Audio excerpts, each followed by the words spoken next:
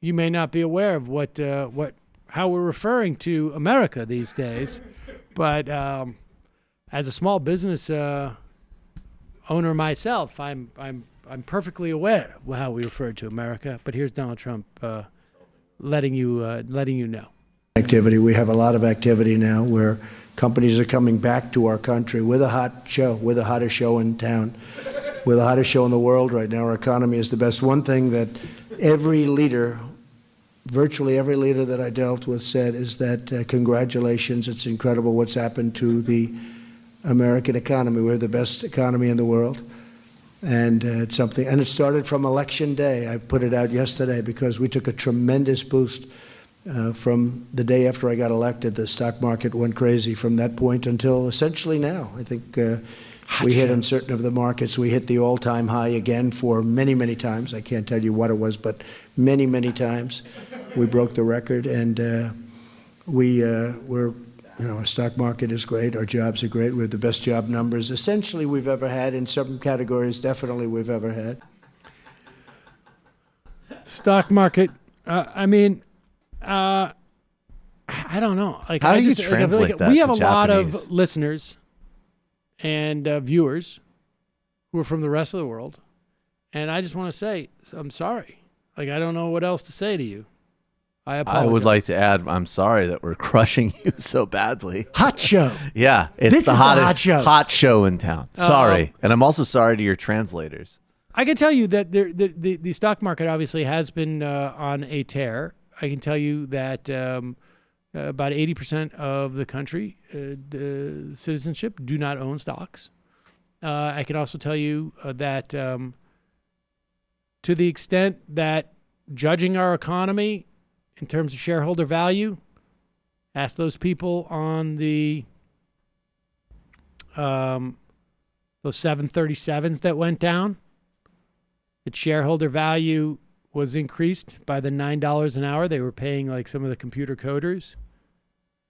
Shareholder value was increased because, and I did this, did we run this interview with Bill Lazonick on this show? The one from Ring of Fire? I don't know if we ever did. We should grab that one. Maybe I'll have Lazonick on to talk about this story. Boeing had an opportunity a couple of decades ago to change the way, the basic structure of their airplanes. Boeing had built their the basic structure of their airplanes to deal with airports that did not have elevated walkways. And when elevated walkways were in, they had to redesign their planes, but make some adjustments.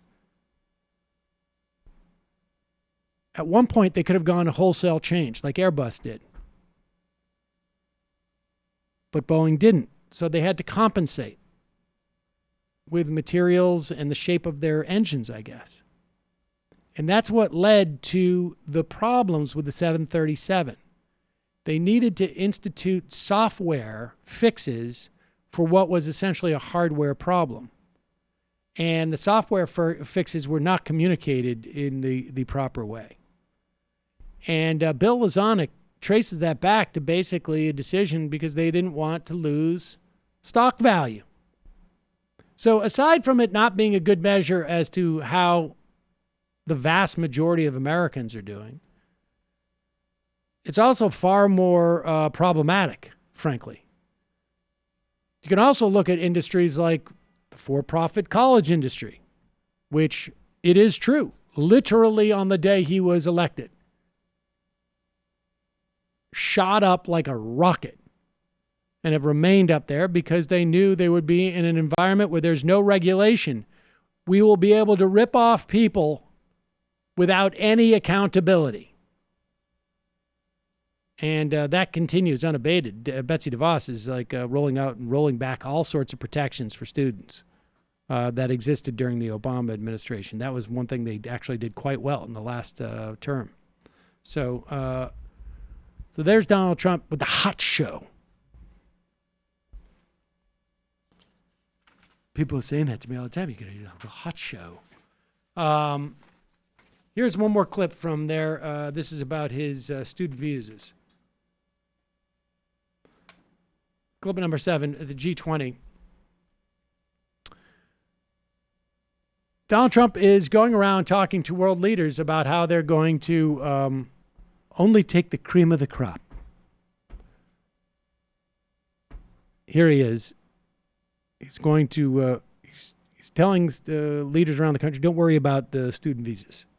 Great universities. They've been great students and tremendous assets. But we did discuss it. It was brought up as a point.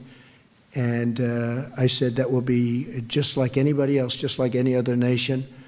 And we're actually going to a point where, we're looking that if you graduate from a college, because our great companies, we talk about Silicon Valley and other places, we have a problem in this in our country that you graduate number one in your class from the best school in the country, and they say you have to leave. We can't keep them. And we're going to make it, we're going to call it the smart person's waiver. But we're going to make it so that they can not only stay, but maybe they have access to green cards. We want to keep these people here. Okay, this is what he's talking about. It sounded like to normal people that he was saying college students in America. But what he's saying is that college students come over, they graduate from foreign countries, they graduate top of the class, they want to go work for an American company, but they have to leave because they don't have a student. They don't have a work visa because they had a student visa. I was stuck on the smart person's waiver thing. That's probably the official. Damn. That's a good title. SPW. Can we just say that's fascinating about that is that the one area, and I don't support. Like I'm pretty relaxed about these things. But like one of the smart things to distinguish when you just generically talk about immigration is basically like a bunch of very low income, very exploitative and deeply abusive jobs that a lot of undocumented people do. And like an example, like the meatpacking industry, and the companies that hire them don't get held accountable for their just numerous violations, right? But like in they're Silicon, on a not smart person waiver.